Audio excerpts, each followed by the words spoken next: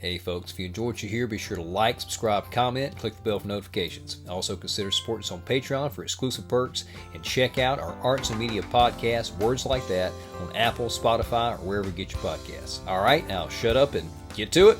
Can't handle words like that. Words like that. No, no, no.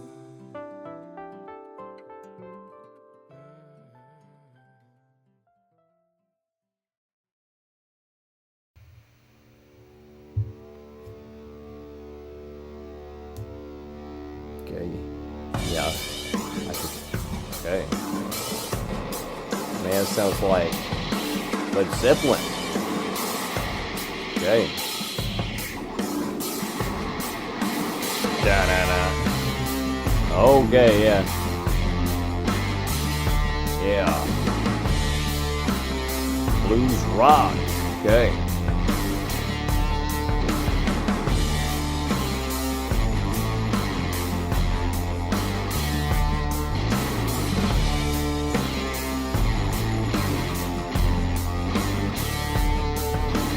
Too many people coming and going, in and out of my life.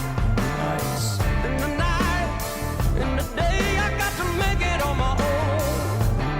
And yeah, alright. Somebody have I know we haven't gotten really far into the lyrics, but about a minute in is rule of thumb for these reaction videos to be able to get them up on YouTube free and clear. But anyway, so Rival Sons, this is the second song that I'm checking out from them. The first one was a cover of my favorite song of all time, Long As I Can See the Light by Creedence Clearwater Revival, and I love their rendition of it. It was still southern in the vein of CCR, but they leaned it a little more country rock as opposed to the kind of the gospel blues feel that CCR had on the original. I really like what I heard from them. I like their style. That's my favorite genre of music, or at least one of my favorite genres of music, the southern country rock, or just southern music in general, I call it, which can be any combination of country, rock, blues, maybe a little folk. I love the sound of the lead singer's voice. We had a request for some more Rival Sons. So far, it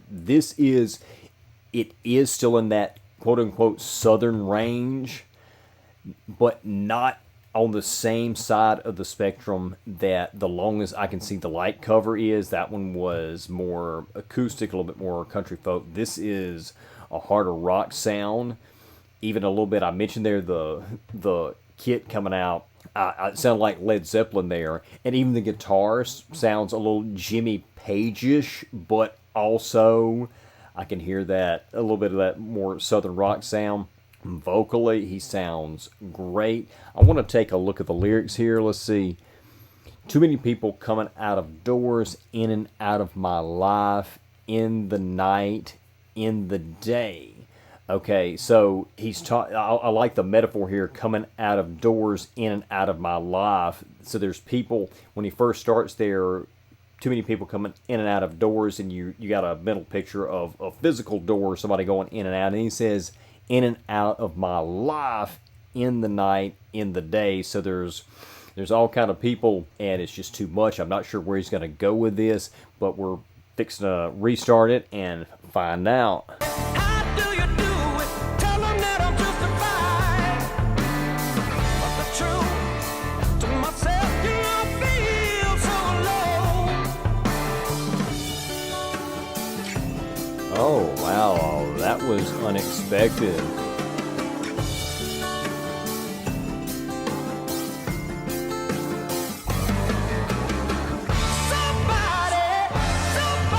Yeah. Somebody come and open my eyes. Nice. Somebody come and open my eyes. Yeah. Nice.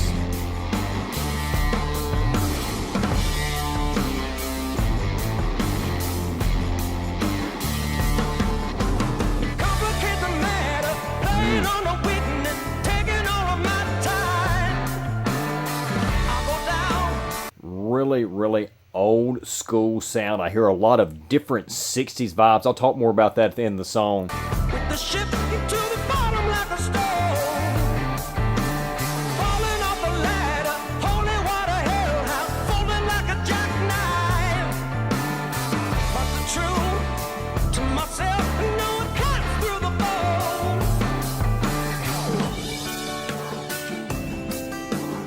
And I love that little acoustic interlude.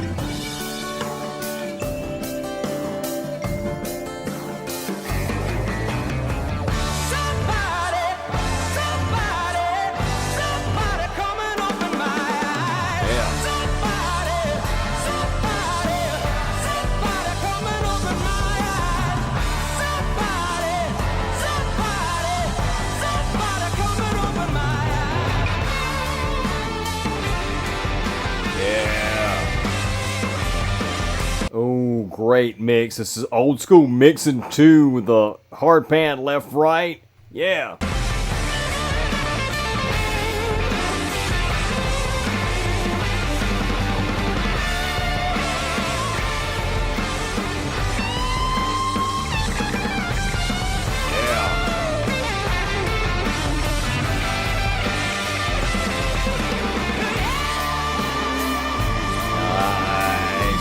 Great scream.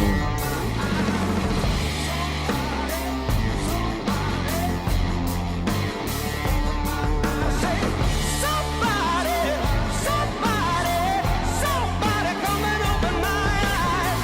Somebody come and open my eyes. Somebody come and open my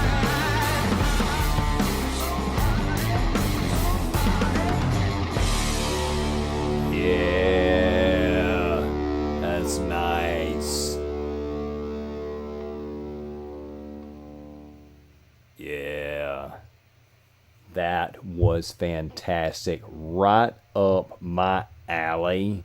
Wow. First of all, let me back up here and talk about the music. I mentioned Led Zeppelin. As it went on, and particularly in the vocal effects, it reminded me of different styles from the 60s other than the rock, the Zeppelin, like the late 60s, early 70s Zeppelin type rock. It also had kind of a like 60s R&B vibe, particularly to the production, some of the mixing sensibilities, and the guitars there that were hard pan. They had two leads, one hard pan, at least two leads I could distinctly hear and pick out. Could have been a third guitar in there somewhere, third lead somewhere, but one hard pan left, one pan right.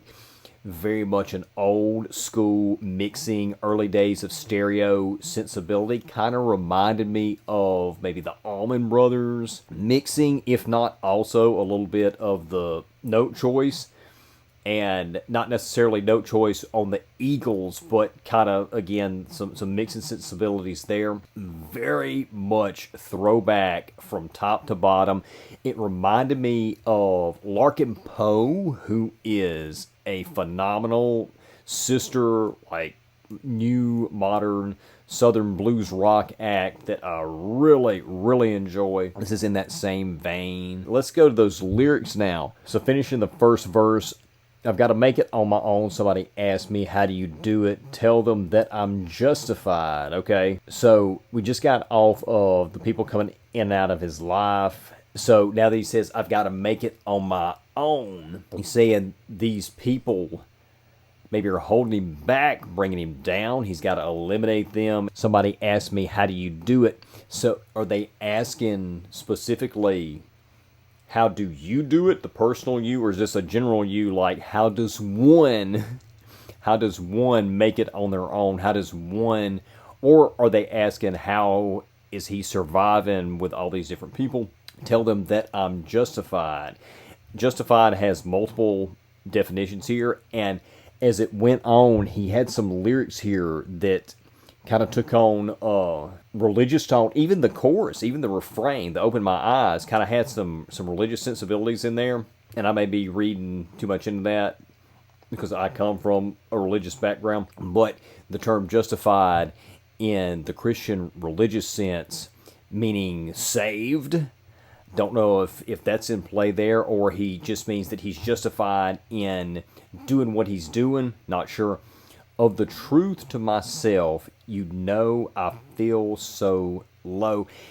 And as I was reading the lyrics as he was singing, it sounded to me like he said, I feel so alone instead of so low.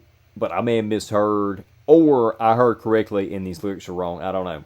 I pulled these off Google. But anyway, so you get to the chorus. Somebody, come and open my eyes. Again, this could be interpreted as a religious industry that he's calling for salvation, that he's calling for divine intervention to open his eyes. I'm not sure, or it's more of a general calling for anybody to come open his eyes. But why does he need his eyes open? So he can move forward on this path alone, away from all these people who are somehow bringing him down. But that first verse, he's calling to be alone, but in the chorus, he's calling for help from somebody of some kind. So maybe he's conflicted. Maybe he doesn't know what he needs, what he wants, or maybe he does know what he wants and what he needs, but there's a conflict within. He knows what he needs, but he wants something else, or he knows what he wants, but he needs something else. I don't know. It seems on the surface the type of song that can just be kind of rocking, and the lyrics are kind of general. They're vague, but there's enough there where you could actually get kind of deep, and they may be meant to be deep. I don't know, but you could really get deep into interpretations if you wanted to.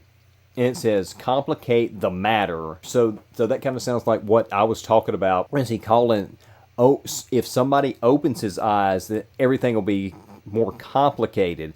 Right now, he thinks it's pretty cut and dry, it's pretty black and white, but he needs somebody to open his eyes, and when they do, things will be a lot more complicated than that. And that's what he wants, that's what he needs.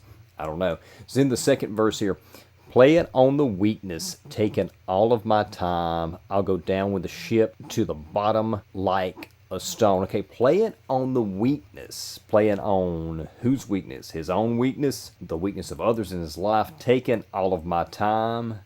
Not just taking my time, but taking all of it. Like he's going to end up wasting his life doing what he's doing. I'll go down with the ship to the bottom like a stone. Great imagery there. Falling off the ladder. This was an interesting line here next. Holy water hellhound. And I don't know if he's actually saying holy water hellhound, or he's using holy water as an adjective for hellhound. So depending on how he's meaning it, it's going to be two different meanings here. If he's saying holy water hellhound, it's like on one hand he could choose the holy water, he could choose the good. On the other hand, he could choose the bad, and he's got a hellhound on his heels. But if he's saying holy water hellhound, if he's using that as an adjective, then it's a paradox, because you can't have a holy water hellhound unless he's saying that something holy is to him like a hellhound because he's running from what is good. I don't know. Feeling like a jackknife, that's a good line. But the truth to myself, it cuts through the bones. He knows what he needs, I feel like. He knows the truth, and maybe he doesn't want to admit it. And then you've got the chorus repeat. I really dug this. Musically, as I said, right up my alley. Perfect for my taste.